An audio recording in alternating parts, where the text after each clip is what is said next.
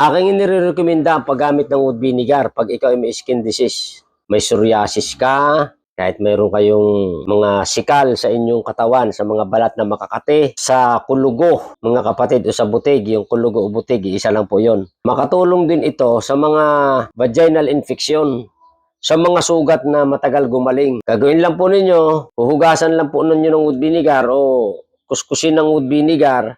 Pwede sa bulak, basahin ng wood vinegar, ikuskus po yon. Pag natuyo na ito, mga kapatid, papahiran nyo na nitong herbal oil. Ito po'y magaling talaga pagdating sa mga skin problem, sa mga infeksyon. Mga kapatid, makakatulong ng malaki ang wood vinegar. Wala kayong alalanin, wala namang chemical po ito.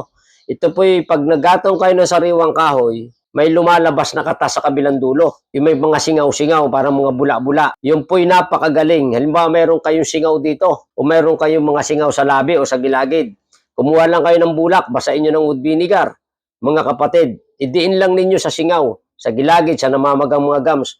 Makakatulong ng malaki talaga ang wood vinegar. Pwede itong inumin in case of emergency, pag kayo ubong-ubo, pag sobrang sakit ng tiyan, pag may LBM, ang wood vinegar, malaking may tutulong po. Pagpalain po kayo ng Panginoon.